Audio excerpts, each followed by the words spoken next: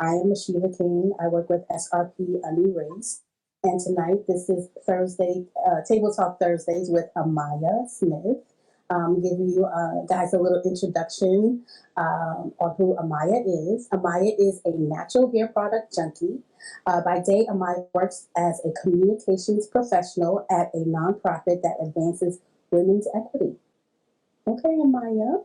When Amaya when you first started as a communications professional, you went natural, right? And it was like a big deal in the conservative Washington, D.C. So thinking that it was past time that Black women got to shop and have an experience that is for us, by us, Amaya started the Brown Beauty Co-op with your partner and best friend, Kimberly Smith, correct?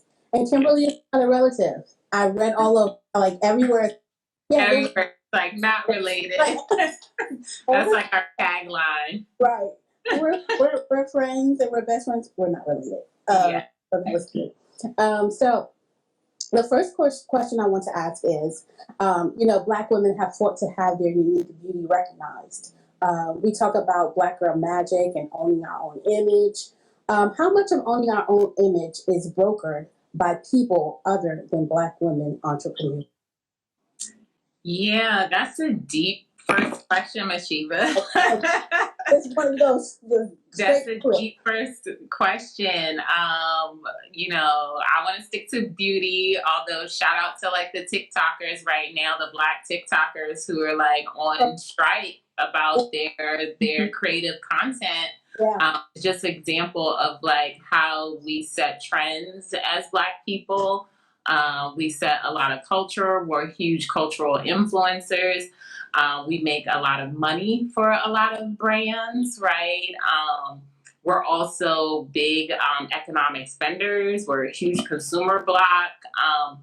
But yeah, most of that money is not, I'm just going to keep it real, y'all. Most of that money is not going to us, right? There's very little ownership, and the ownership level that we do have is not on the same level of some of the other like big corporations that are making money off of like, Black owned beauty products, frankly, like, whether it be like the large retailers from like Target to Walmart, or whether it's like the larger like beauty groups like Procter and Gamble that have like, Black women, ethnic targeted products, people are out here, making millions, if not billions, right? And we have a very, very small slice of that equity and of that wealth. Yeah. To speak to that, I literally was in Target before I got on, and I was in our aisle because we get yes. And one of the Target workers there was like, "Can I help you? What are you looking for?" And I was like, "Oh, I'm looking for like a hair cream, not a hair grease, like hair yeah." cream." And he was like, "Well, try Shea Moisture." And I was like, "Well, I don't buy Shea Moisture anymore." He's like, "Why? Oh my gosh, why?" I said, "Well, I don't do it anymore."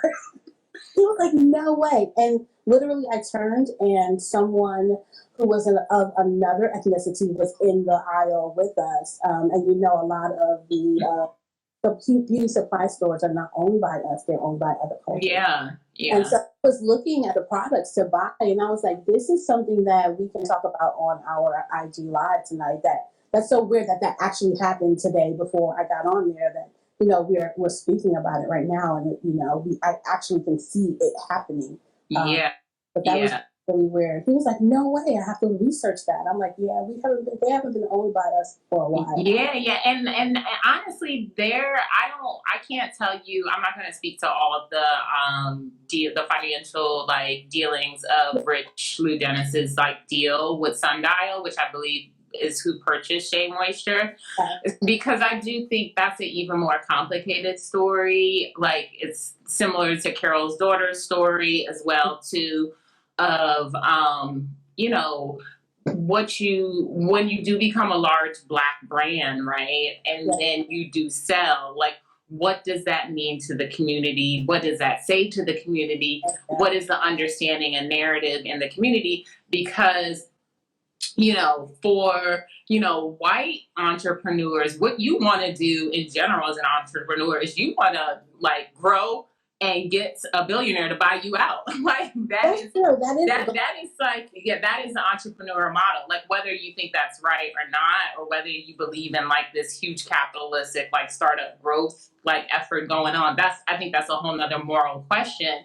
But just on like the basic business fundamentals of what most entrepreneurs like would dream of, essentially, especially people who feel like they're doing a lot of the day-to-day operations, is like, please buy me out, like you're going to like exponentially increase my net worth. And like most of them still like, like Carol's daughter, CEO, I forget what her name is, she still runs the company. I think she's on the board. Okay. Rich is the same way. So I mean, there's different stories, but the community still felt in some way that it was ours. He was like that it was ours. It was ours, and it was giving up some of our ownership, and it was so much bigger of a deal to us because we have so little. Like if we owned a Target, nobody would care if Rich sold Shea Moisture. Okay, we're getting all that money anyway. So yes, we're getting all that money anyway. But yeah, so it is a big puzzle. It's a big puzzle. So you're saying it's actually true. Like you want to build a business so that you even sell it for more than you started it up with. But if we could, this is just my own opinion. This has nothing to do with SRP. But if you could give it to someone like us, that would have been a great thing, I guess. But I heard thing. Like, you said what? It doesn't make him a bad person that he did that. It's just that, we felt community based and like I said, like he was ours. So, yeah. Yeah, I think you take the good, you take the bad. Once you decide to become a multimillionaire, like, welcome to the multimillionaire club. The community, like, has questions for, like, your authenticity, essentially. And I don't think that's wrong in any way, right? Because like, he made a lot of money off of, black women, essentially, and black women buying into the brand. And so like, it's just like, when people are mad at Starbucks, like like you gonna catch welcome to the big club. Like, you gonna catch me too. But yeah, I totally agree. Like, it would be great if our community had more ownership levels throughout, like, the supply chain, essentially, instead of just really, we're really concentrated in product rather than retail. Yeah. We don't have a lot of share of distribution. We generally probably don't make the bottles that the product actually comes in. Right. We generally, you're finding a lot of black formulators coming about now, but oftentimes we're not the formulator, so the raw ingredients is not coming from a black-owned supplier either. And so yeah, it gets yeah. There's a lot of moving parts. Okay, so I have another question. So with the lack of diversity in the mainstream beauty industry, can you speak to some of the challenges that Black independent business owners face trying to get and keep their business up and running? Yeah, sure. And shout out to Jazzy Frazier, totally right about Pearl Mix and Kim. Like, Kim is changing the model. If folks are familiar with Pearl Mix and their brand, they are a flaxseed based, like, wash and go gel and product. And they manufacture, they formulate their own product, they put it in the bottle. Like, Kim's got like a lot of the supply chain covered, and she's the consumer too. So she's like showing, and she has investors who are not Black investors, right? So she's showing like you can build a business, like you can own up and down the supply chain, and you can do it successfully, right? And she employs local Black and brown folks in Chicago. So there's other models, Well, thank you, Jazzy. I wrote Pearl Mix down so I can. So you were saying, what are some of the difficulties? Remind me of your question again. What are the challenges that Black independent Black business owners face trying to get and keep their business up and running? Oh, that's a big question. Right? So You said what? because you're a business owner, I figured Yeah, no. I mean, there are so many challenges, right? And I try to look at the day not as challenges, but opportunities. I think I've got to give Black folks credit. Like, we are scrappy entrepreneurs. The pandemic has showed that. I think statistically numbers have shown that we have fared better through the pandemic. Black businesses in Black areas, and I think even non-Black businesses in Black areas have done better than many white businesses in traditional white areas because we are used to not having as much. We're used to like being under pressure, essentially. So, for a lot of folks, like, COVID was not like the first time that they had like stress and strife in their business. While I do think we face a lot of challenges, I do think we're scrappy. Some of our biggest challenges are obviously access to capital is, to me, the biggest thing. Right. For Black-owned businesses, especially now. I think there was a time maybe 20 to 30 years ago where we were really in the mom and pop small business model. Much of what you see in like mainstream America now are things that look like small businesses that are really like large conglomerates, essentially. And the competition is ridiculous. Like, if you live in a non-suburban area, like, you're having to compete with the and pizzas and sweet greens of the world that can pop up out of nowhere and are getting funding or like getting VC for food businesses, right? And that's like, I haven't seen anybody venture capital a soul food restaurant, but let me know when y'all hear that happens. But you can get some venture capital if you want to make some salads with quinoa. So, I do think like that's a huge challenge. I think they're always moving the bar for Black folks. I think, as a white entrepreneur, if you can figure out how to get into the startup game or even the tech, you can have an idea and get funded off of an idea, where a lot of Black entrepreneurs have to prove that they've been profitable. Like, you kind of have to prove that you've already been successful. Yeah, to get the money, which I think is just like such a huge hurdle and such a barrier to like growth as well. I also think, the concentration of Black businesses in traditionally Black areas, or what we think of as urban neighborhoods, is like a limitation, which is why like we opened the Brown Beauty Co-op, and we talk a lot about like sort of where it should be. And we opened a DuPont Circle, which, is not traditionally considered a Black neighborhood, right? But, if you want Black businesses to make money, they've got to make money from people other than Black people, right?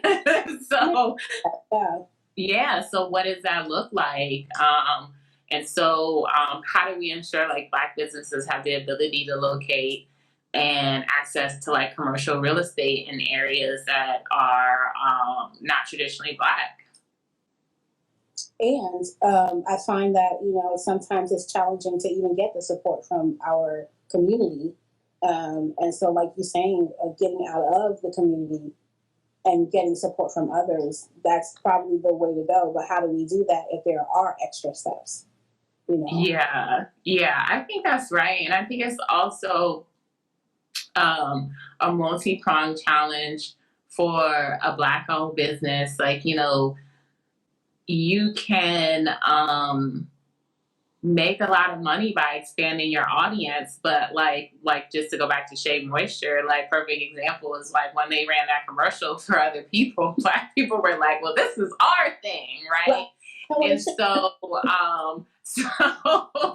and I get it, because it was a hair care line and it wasn't like he was selling like yoga pants or something like that. So maybe we would have been like less attached if it felt like a brand that wasn't, like culturally as much for us.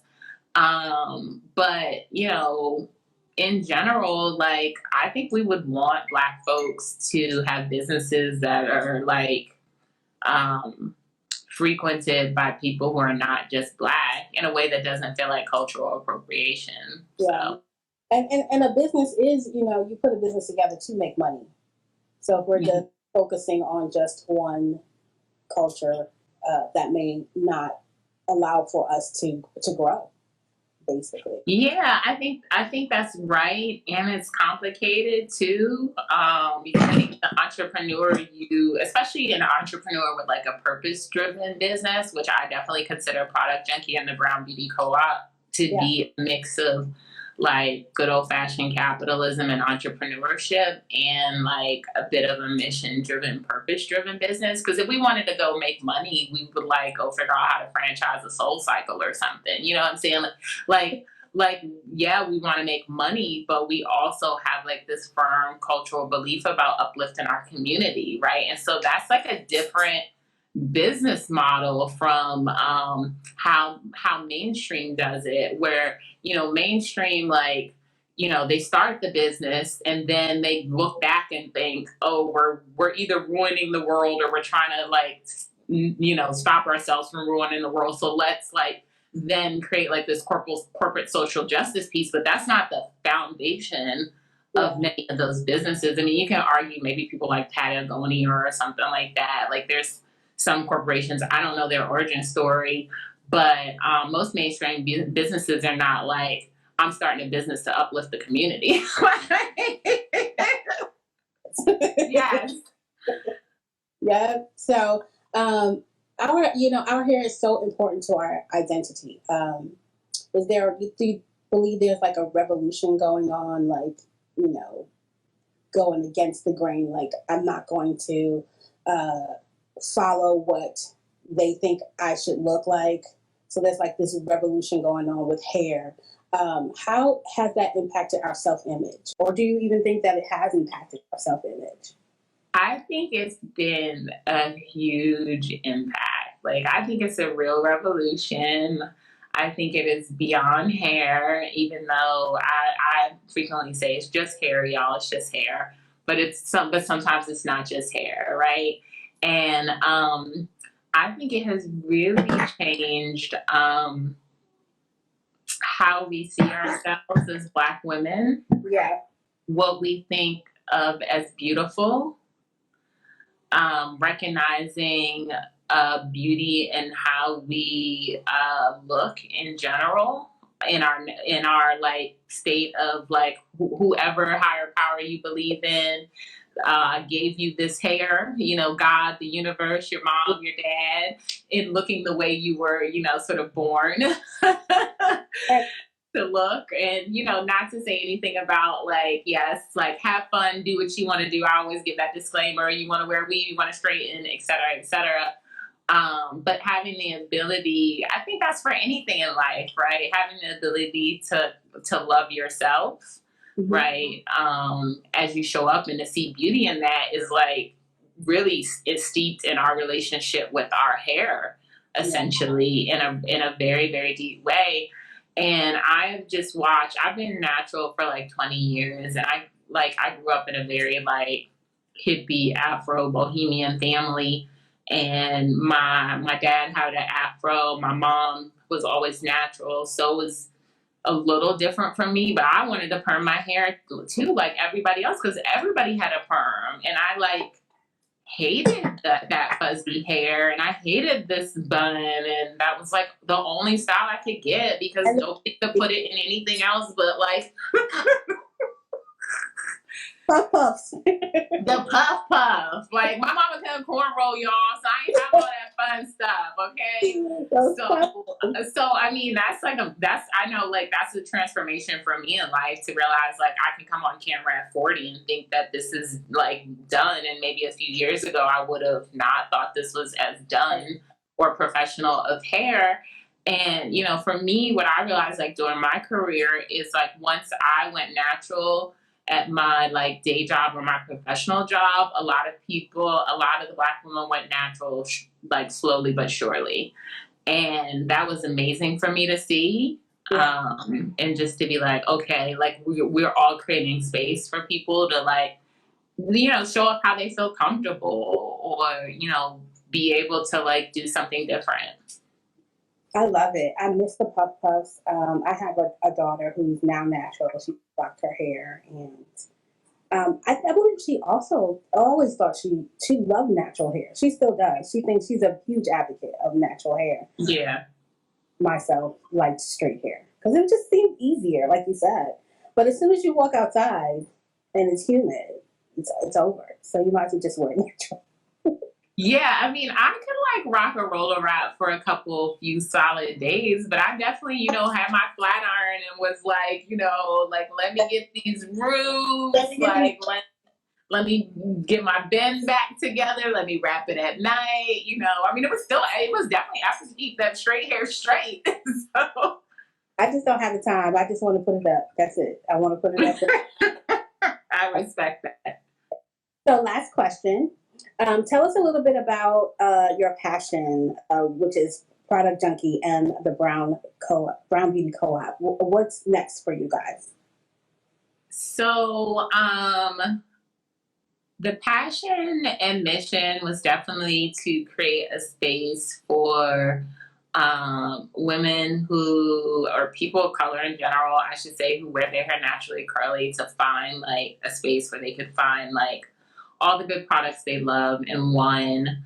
And also to be able to get like advice, consultation, to have community.